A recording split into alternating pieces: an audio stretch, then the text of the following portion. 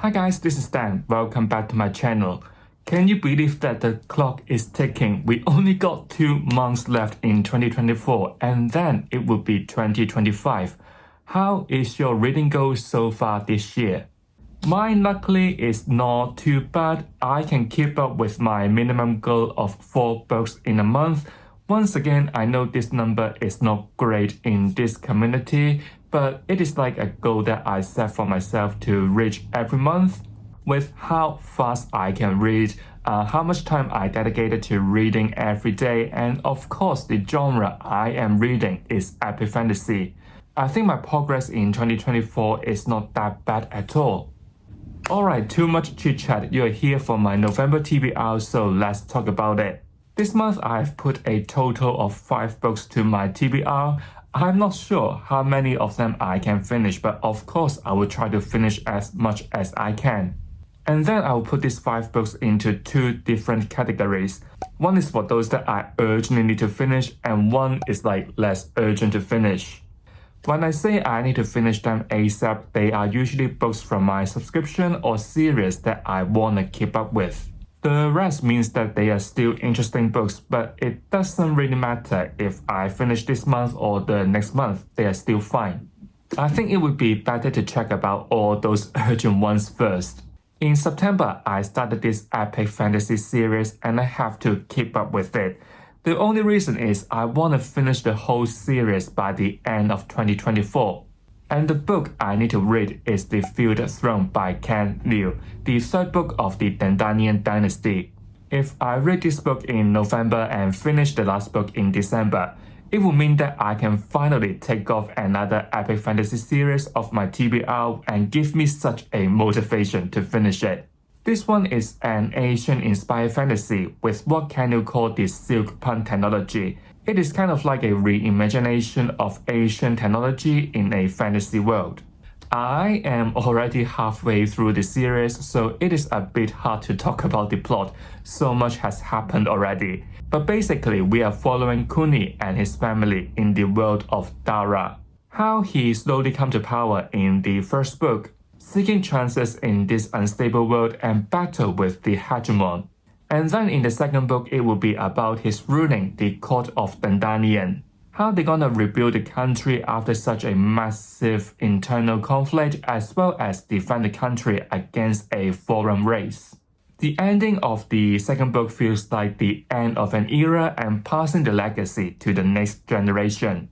Time has moved on. We are focusing more on the children of Kuni, how they gonna live up to the legacy of him and defend his home, Dara. Because this foreign invasion hasn't come to an end yet.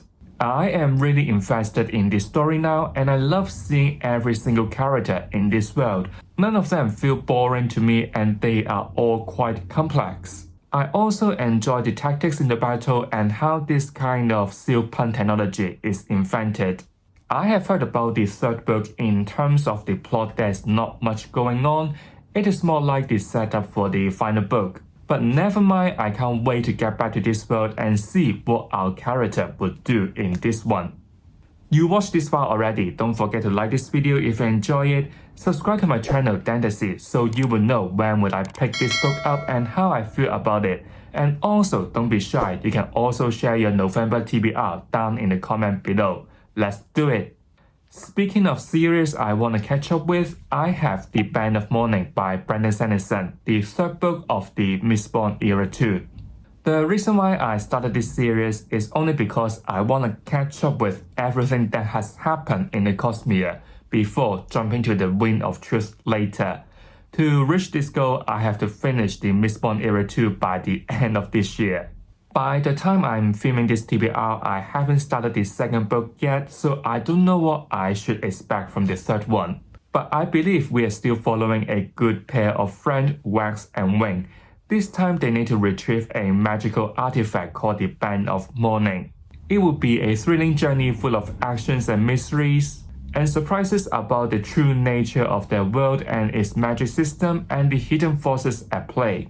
In between, we also know more about Wax's own history.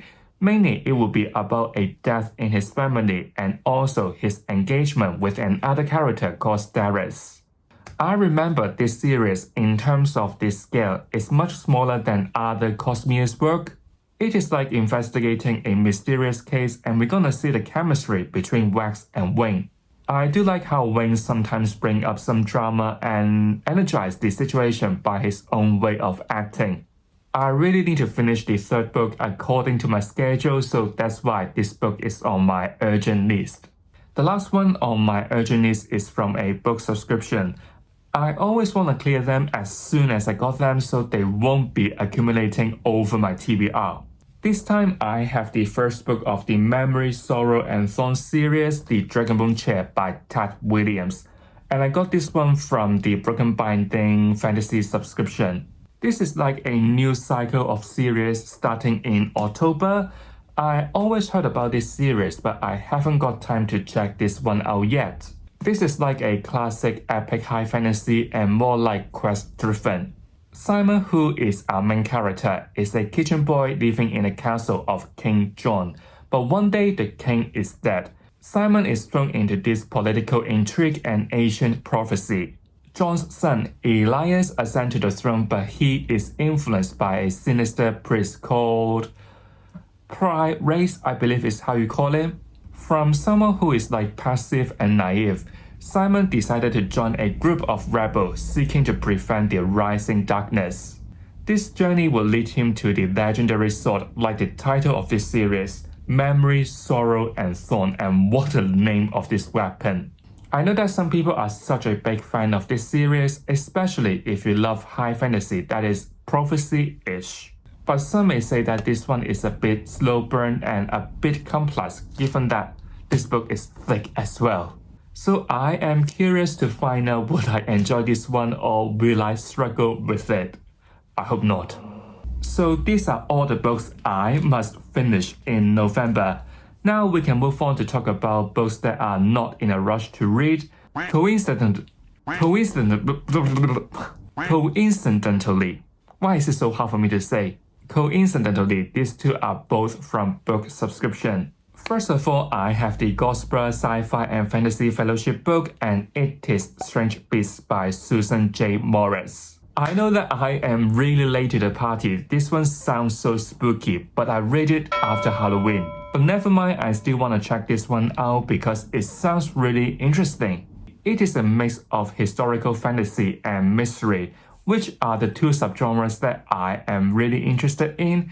It is also like Sherlock Holmes meeting Dracula. And I mean, what? This book was set in the 30th century Paris. We're gonna follow Samantha, who can get into the mind of monsters and help her to crack the case of mysterious deaths. This time she was partnered with Dr. Helen Moriarty, yes, the villain from Sherlock Holmes. She is a detective but don't know why all her previous working partners are all dead. Sam and Hal gonna work together to stop a beast from its killing rampage. But can trusting Hal help Samantha stop this crisis?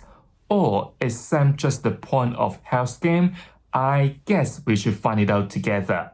I think this one is so different from all the epic fantasies I have chosen in this month. This one is like a historical fantasy but with some mystery elements that gonna hit my soft spot. I'm not sure how this one gonna turn out and I am really excited for this. The last book on my November's TBR is Sorcery and Small Magics by Margaret Ducey, the first book of the Wilder Song trilogy. This one is from the Fairy Loot September at the box.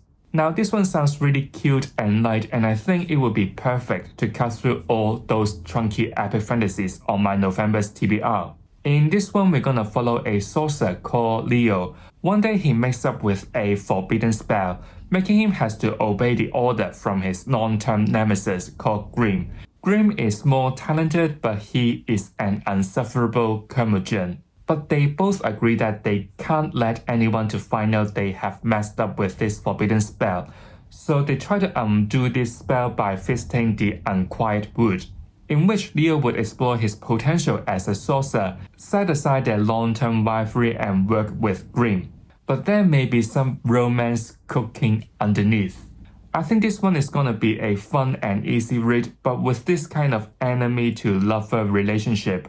On Goodreads, you can find out quite a lot of people enjoy this kind of slow burn romance, and this whole journey is fun but emotional.